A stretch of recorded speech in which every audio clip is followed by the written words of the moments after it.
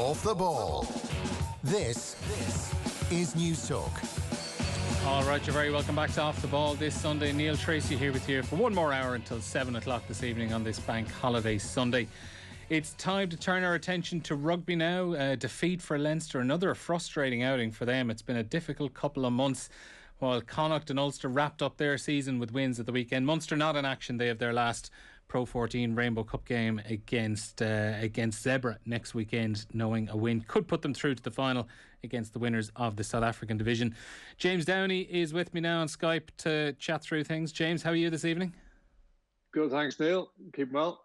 Yeah, unfortunately we were obviously going to be talking about the weekend that was in rugby, but a bit of news this morning that came in, and it's bad news for Andrew Porter. Obviously when the Lions squad was announced, I think everyone in the back of their minds is constantly wondering like who is going to be that first person, unfortunately, that has to pull up injured, and who is going to be the unlucky person to miss out. There's always a few before the Lions tour, and there's probably going to be a few more as well before they even kick things off. But Andrew Porter was confirmed this morning, a toe injury he picked up against the Glasgow Warriors on Friday night. He is ruled out, the 25-year-old, and replaced by Kyle Sinclair. Warren Gatland said it's really bad for Andrew. We send him our very best wishes for a quick and successful rehab. Andrew is a young man with a big future ahead of him, and I'm sure he'll be in contention again in 4 years' time. But James, just an absolute hammer blow for Andrew Porter. He's had a fantastic season. As we said earlier on in the show, he had to carry the can for a long time with Leinster and Ireland, with Tadhg Furlong out injured, and I think he'd justifiably earned his selection in the Lions squad this time round, and just a huge blow for him. Absolutely massive, yeah. It's the big news, you know. You're kind of coming into today, and I was looking at the games again, and then you kind of hear that news filtering through, and you're absolutely good for the fella. Like, there's always one or two, like you see when the squads are announced, that there's always a couple of people that break down, and there's always a question mark, especially in these Rainbow Cup games, you know, that how important are they, and do you want to kind of take a knee and look after your body and just kind of let other lads kind of roll it out? And it's a testament to the lads that they want to keep playing and they want to keep doing it. You know, the easy thing would be to wrap yourself up in cotton wool. I was even watching Exeter Northampton today, and I think Sam Simmons went off with an ankle injury, and it's just these small little things, you know. But absolutely good for Porter. He's been so good this year, really has. Thought he really deserved it. And yeah, it's absolutely gutting. Like, it just goes to show the frailty of the game and how quickly it can turn.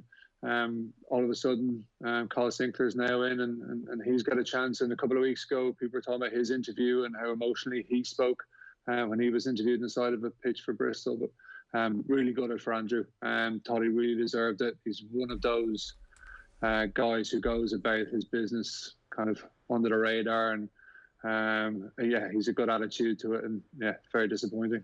Yeah, and look, as Warren Gatland said, he's certainly going to be in contention again in 4 years' time, you'd have to think, but a hammer blow from him, from his point of view. But as you said there as well, it is just the way things are going at the moment now. After a squad like that is announced, you are always looking, anytime a player takes a big knock, as you mentioned Sam Simmons earlier on this afternoon, like anytime there's some bit of a knock to one of these players, anytime one of them even makes a bit of a high tackle, like when Robbie Henshaw had that tackle against Ulster a couple of weeks ago, and the TMO was looking at, I know myself at home, I was doing the calculations in my head of, well, God, if Robbie Henshaw was to get a red card here, what sort of a ban would he be looking at? You know, when would he be in line to come back? Those kind of things are constantly just rattling through your head as you watch it.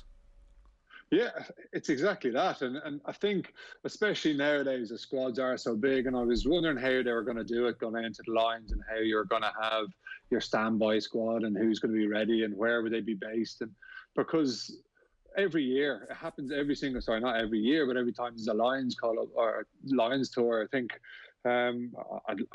off the top of my head now, I'm not sure about the numbers that went down, but I remember there's a group of the Welsh players that went out late the last time, and sure, some of them would be on holidays and they get called up. And I remember Stephen Donald, even from the All Blacks point of view, was fishing when he got called up to play against the Lions and kicked it, you know. And look, this is what kind of makes the game. And look, it's bad luck for Andrew in this occasion. It's probably going to be bad luck for a couple of other players, because the nature of the game, the way it's going, the physicality of the game. And when they're down there, especially against South Africans, you're probably going to lose a couple more players.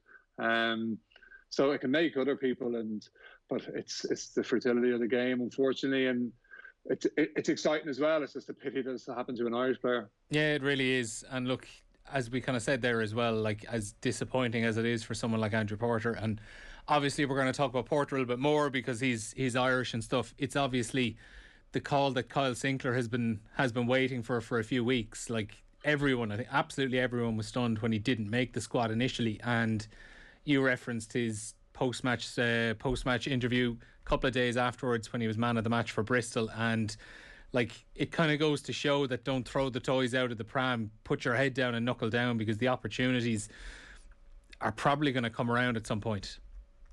They will, and that's and look, we do focus on that whole Irish element of things. I think another one that, like, James Ryan as well is obviously a massive one that wasn't involved from an Irish perspective, and I think that if he'd gotten on board due to an injury to another player, we'll all be delighted that he gets called up and that he fully deserves it. So you've just got to be ready. And these players are, geez, they're so in tune to things, and the game is so fickle, and injuries happen at the click of a finger, you know, and we've seen it at the weekend. There's still a lot of rugby to play, and even when they're on the plane, it's not done and dusted. There's plenty of time to be called up, and I mentioned there the physicality of the South Africans, and okay, there's not going to be as many games as there normally is, but still you'd expect to lose one or two, and they're going to have to call up players, and it's certainly up to them. And there's the pros and cons of these tours, and it's the excitement, and look, people's names get made on these tours, and if you can get called up and make a name, why not? But yeah, look, it's someone like Kyle Sinclair, I think, will take this chance. You know, I really do. I was disappointed for him. I do think he's played extremely well, but then you're kind of going, who do you leave out? But then this affords the opportunities. Injuries do, and that's the nature of it. Yeah, it certainly is. On Leinster overall, this probably capped off a pretty frustrating weekend for them. It's like they were beaten by Glasgow on Friday night, so it means that the game this coming weekend, which is actually going to have fans at it as well at the RDS, is unfortunately going to be a dead rubber after the fans have waited so long to get back into the stadium. But Leo Cullen, I thought, had some interesting quotes after that game against Glasgow, just about how the last couple of months have just faded out for Leinster, and they've kind of stuttered their way through things. So he says, we played Munster the week before the semi-final of Europe. We had a big win against Exeter in the quarter-finals, but those 2 weeks we tried to manage some of our players for Europe in that home game, which we lose. Then we lose the semi-final away. It was a pretty costly 2 weeks for us. We've been chasing things since then. That's a fairly accurate summary, I think, of the last 6 weeks or so from Leinster's point of view, where they've just... nothing really has gone right ever since that Exeter game. They go in against Munster. Obviously, they're resting players for the semi-final against La Rochelle.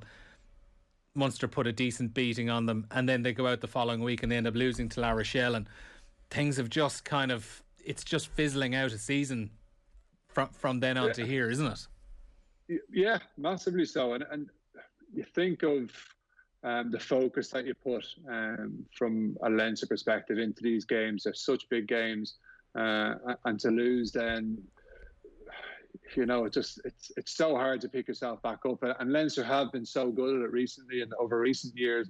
They've shown that they can win all these tournaments, but when they lose, it's very hard to emotionally pick yourself back up as well and focus on the next job. And unfortunately, in terms of the Rainbow Cup, I don't think it's grabbed the attention of anyone really at the moment. Obviously, with things gone on, but with no fans there, it's been quite tough to kind of, I suppose, a bit of motivation there, you know. And yeah, there's going to be supporters against the Dragons then on Monday week, and it'll be great to have supporters back, but it's kind of too late. It has fizzled out. There hasn't been that hype about this Rainbow Cup. It's players have seen it as kind of a elongated season, just filling in a couple of weeks because they need to get the money in, and it has been frustrating for everyone. But yeah, from the Leinster perspective, I certainly think that they wouldn't have expected it. They would have expected to win that game against Glasgow. And it is those, I suppose, the Glasgow players, you got to give credit to them, and they're losing a lot of players this year, and it's a send-off for them. It was the last home game, so these small things count. And Leinster didn't really, potentially could have gotten in, but didn't really have too much to play for. And kind of really has fizzled out from where we thought they were going to be walking away with a bit of silverware. They're walking away with nothing at the end. Yeah, and look, obviously the way the tournament was lined out, it was always going to be difficult for more than one Irish team to be competing at the latter stages of this Rainbow Cup, since they were all playing each other in those opening few games. So, you were thinking it was either going to be one of the four Irish provinces, or none of them were going to be, hanging around for this last game to try and make a final. Particularly when it's just one team from this group of 12 that are going for the final, and then on into the game against the South African side. But like on that Leinster and Glasgow game, in fairness to Glasgow, they played Leinster the right way, got under their skins pretty much from the first minute. Yeah, I think they did, and they used that. Look, I think there's a lot of motivation as well. Like I mentioned it briefly there about that last home game for those players. You're up against Leinster. They've been the flag bearers in the Pro 14 for the past couple of years, and every time you play against them, you really want to put your best foot forward. You have to be at your best. You can't go in there pretty relaxed and try and throw it around. You have to show a bit of respect and beat them up front and try and do that. And Glasgow were pretty impressive in how they went about it. Yeah, they got away with a few lucky calls as well, and Leinster were unlucky. And the two Hugo Keenan tries that were disallowed, again, pretty unlucky. You take those away, and it's a bit closer than you think. But no, credit to Glasgow and how they went about it, because Glasgow have had quite an up and down season. They haven't been as good as they have been. Now they're in with a great shout already with this, but it's going to be interesting to see what happens with that. But no, Glasgow went about it the right way. Yeah, they certainly did. So Glasgow at the moment, they're top of the Pro 14 Rainbow Cup standings. So they're in first place on 19 points. They've played all 5 of their games, though. Benetton are in second on 18, and then you have Munster in third place. They're on 15 points, with Cardiff Blues also on 15 as well. But Cardiff have played all 5 of their games. So Benetton and Munster, you're thinking one of those two more than likely are going to be getting through to the final, barring a defeat for both of those teams. So Munster are up against Zebra this Friday. What they need, Munster know that if they beat Zebra and the Ospreys beat Benetton, then it is then Munster are going to go through. Unfortunately for Munster, it's not really in their hands though, because any win for Benetton against the Ospreys, whether it's a bonus point or not, that will put them through to the final against the winners of the South African tier of the competition. But it is Munster, James, who are the Irish side who do have a chance going into this final round of games. I know it's not a Heineken Champions Cup, it's not a full Pro 14 competition, but would a bit of silverware, some bit of silverware at least, do something to kind of appease the frustrations that have been hanging around there for the last couple of years, that they haven't been able to break through to a glass ceiling, and just kind of give them the belief maybe for next season that they have that little taste of what silverware is like? You're really clutching there on things to kind of try and hold on. But I do think it's potentially a chance to win something and to show you can actually win a final if they can get to that final. Yeah, maybe that's subconsciously that could be there down the line, but look, I just think it'll be a nice finish to an end of the season, really, and you're going to come back into next season with a bit more pep in your step, and you can use it whatever way you want to use that to motivate yourself. Yeah, I think so. Ultimately, I don't think down the line, if it's a European semi-final, that this will be there. Well, we won the Rainbow Cup and this is our chance to kick forwards. Well, look, in saying that now, I haven't seen too much of the South African team, so they seem pretty decent, so that should increase competition next year. But honestly, no, I think players are kind of hanging on now at this stage and looking forward to getting a bit of a break and coming back and starting the season afresh. Yeah, a few other issues cropping up at the moment, and I think it's one massive frustration that people have had with the Rainbow Cup so far. The captain's challenge. The players don't seem particularly certain of when it is to be used and under what circumstances they can use it. The officials don't even seem 100% either, because there have been a couple of instances where captains have called for it, they've been told they haven't been allowed to use it, and in the end, when you go back and look back through the ruling, they probably would have been allowed to There have also been a few instances when captain's challenges have been put in, and then when you look back at the rule books, they probably shouldn't have been allowed to be used. Nobody's entirely certain about what it's doing. It's slowing down the game, and it just seems to be a complete and utter mess at the moment.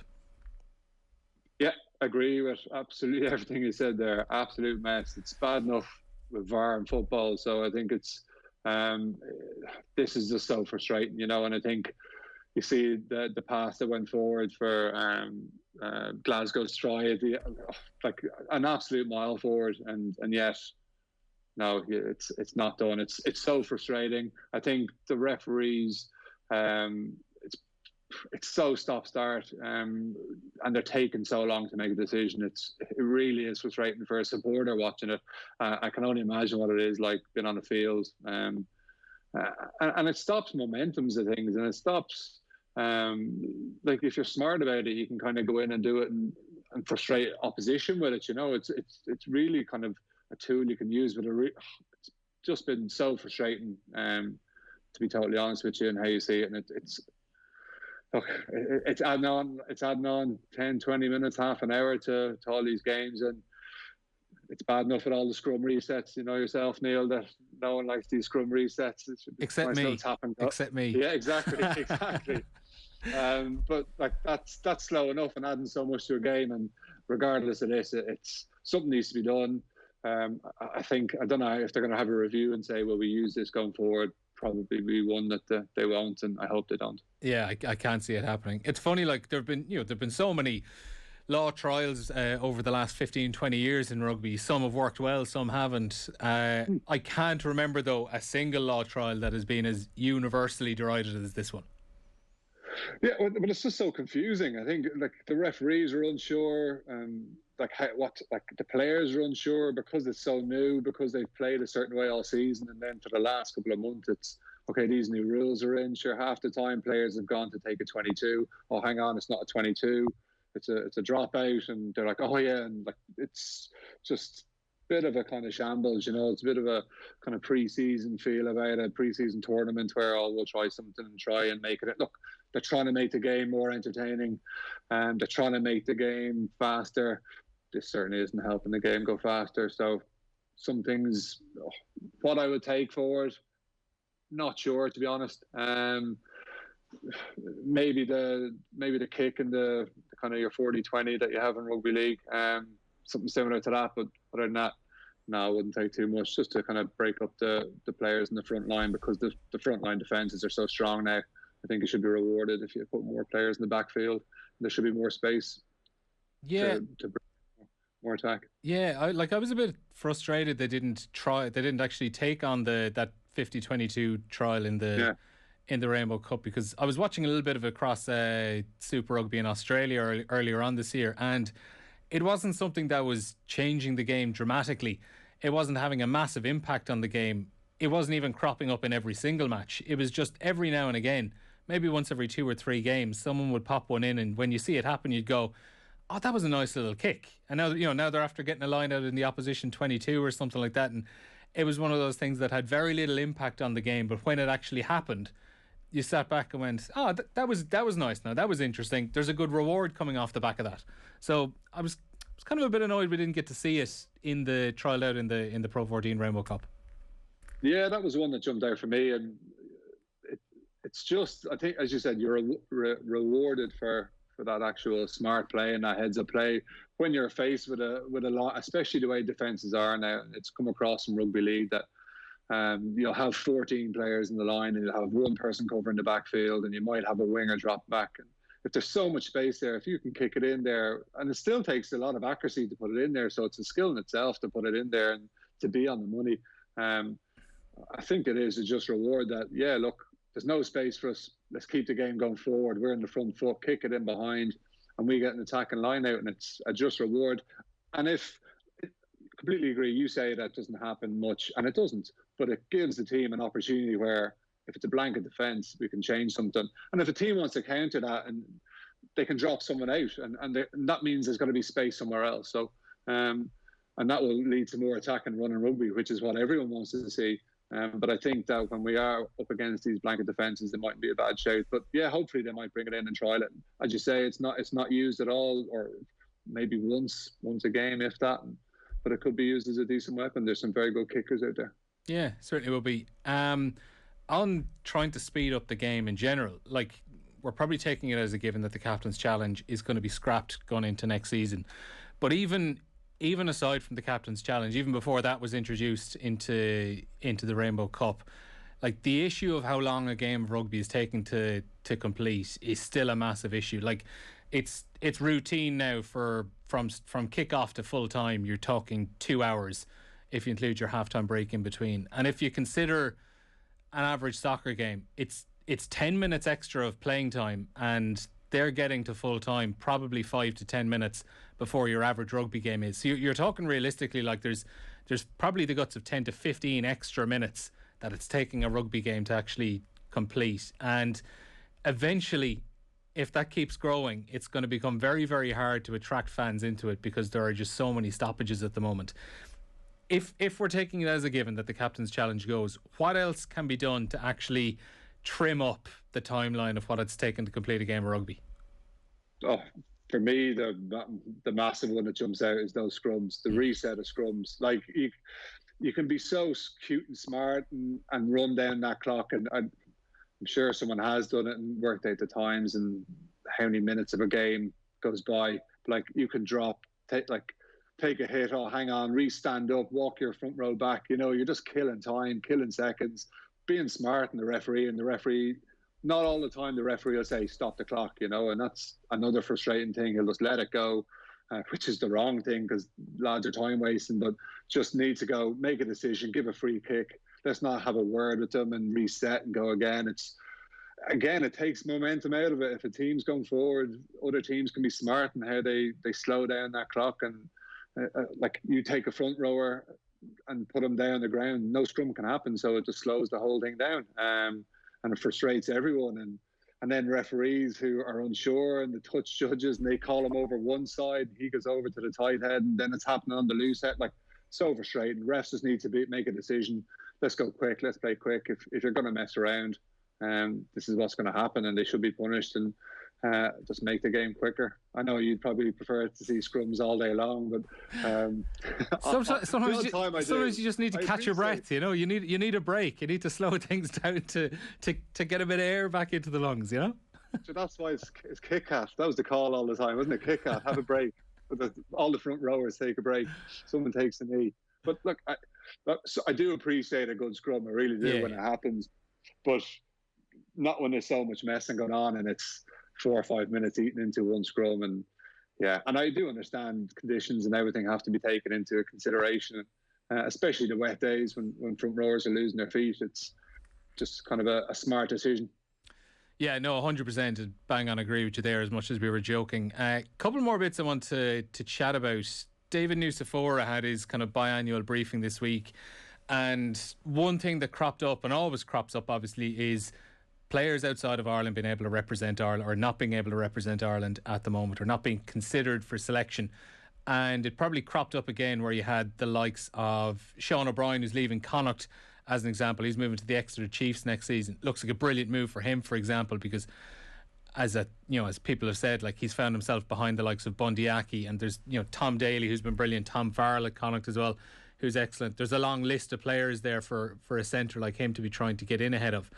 But is it about time, when you consider how many Irish players are having to go abroad to fulfil a career, and particularly now with COVID, where there had been cutbacks, and you're probably seeing a few more players being released and going looking for clubs abroad, is it high time that there is some sort of an arrangement made where, even if the IRFU were to kind of specifically find a club or make some sort of an arrangement with a team, be it in France or in England, that if they want Irish players to be going out, getting more exposure out there, that you can say to them, have an arrangement in place where that player might go out to a certain club in England for a couple of years, be able to play consistent rugby and impress, and if they do play really, really well, they can be selected to play for Ireland.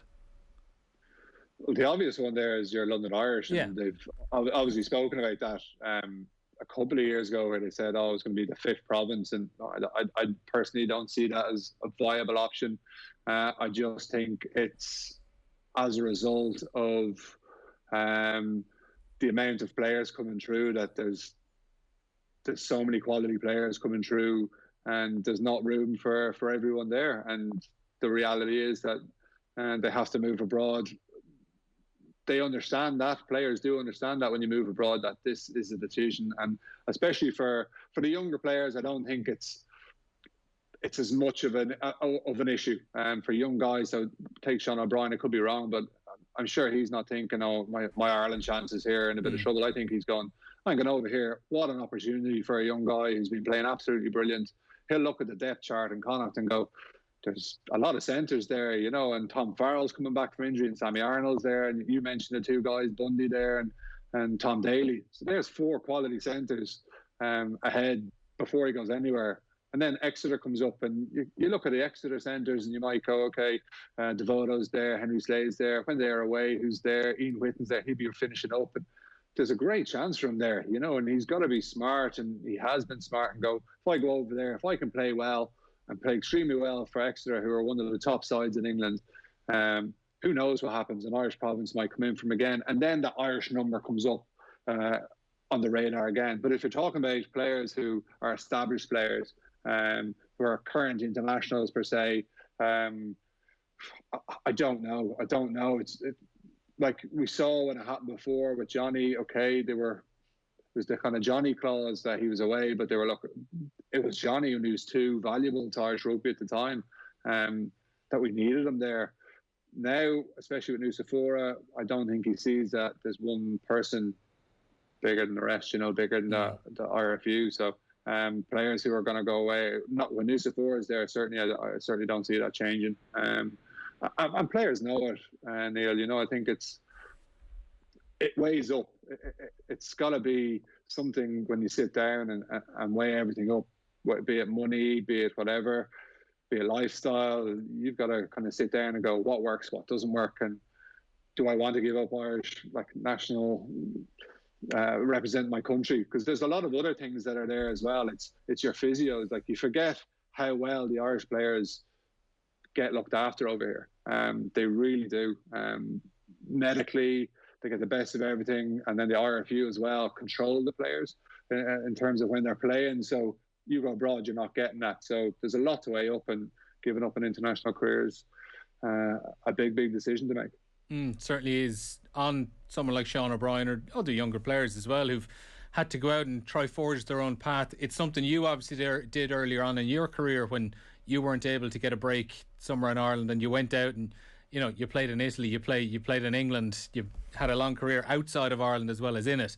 Are we seeing more younger players taking that chance to try and go off the beaten track a little bit more, rather than kind of, if their dreams of playing for an Irish province don't come through, if they maybe even younger than someone like Sean O'Brien, if they're not getting through an academy or something like that, that they're maybe a little bit more willing to take a chance and go out to Italy, go out to France or somewhere like that, play Pro D2 in France and take a chance on the rugby career. Yeah, I really do. And there has been some players already that have gone over. There's Will Hickey's gone to Ospreys this year.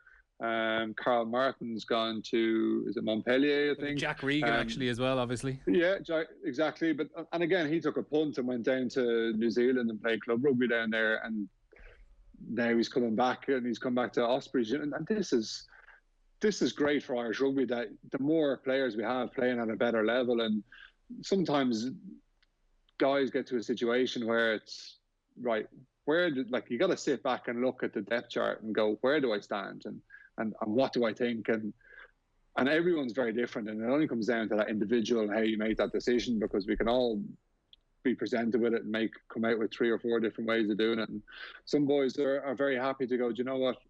This is a great opportunity for me, experience something in my mid-teens, or sorry, not my mid-teens, in my mid-20s, go to England, go to France, get a lifestyle, and there's always a chance you can come back. Like, you're not, like, that was what in my head when I was doing it was, I can always go home. Like, I was always Irish qualified, and players are always needed sometimes in Ireland, and to have the Irish qualification helps. So I think you will see a lot more players going over. I think there's a lot more openness to taking players from Irish provinces because they're so strong, and because the conveyor belt of players coming through the provinces, there's not room for everyone, so there's got to be room somewhere. Yeah, I think it's really, really good to see so many players out there taking chances at, less high-profile clubs outside of Ireland as well. Particularly, as we said, someone like Jack Regan go down to the Southern Hemisphere, taking a punt, and look, he's coming back, playing for, could be packing down alongside Alan Wynne Jones next season. Before we let you go, James, obviously Japan and the USA coming up for Ireland next month. We're obviously missing a few players off on Lions duty. And this is kind of traditionally that summer where you're able to take a chance on some of the younger players. You're able to kind of give a bit of exposure to players who haven't had it. Any kind of few guys you'd like to see given a chance over the next next month against Japan and the USA? Certainly Gavin Coombs. I'd love to see him involved and see him get a crack. I think he's been so consistent with Munster and what he's done, and every time he's played, he's a step above. I really think I'd love to see him rewarded. I'm looking forward to seeing Ryan Baird get a crack as well. I think he's kind of stuttered a little bit recently, but I just think he does a bit more game time, and him at that international level can step up. Craig Casey again, just seeing more of these players, and to see Joey back as well, to get in there and playing at that international, because you said it there, this is a great chance for some of the future internationals just to get in, but not just future, not just looking too far ahead. Like, you're looking down a year or two down the line as well, of these guys can potentially be pushing for a World Cup, and these guys want to be pushing for World Cup, and this is the first opportunity. Look, there hasn't been too much international rugby being played, so this is a great chance for some young players, and there are plenty of young players coming through. And yeah, I'm trying to think of an unorthodox selection of a player, but don't really jump it out. But I'm really looking forward to seeing it, though. Would there be any temptation to maybe rest the likes of Johnny Sexton or Cian Healy, or do you kind of have to balance it with what the player wants? I would imagine both of those two guys, for example, there's nothing else we need to find out about them, but I would imagine they're going to want to be keeping fairly sharp just in case the phone rings from Warren Gatland at any point.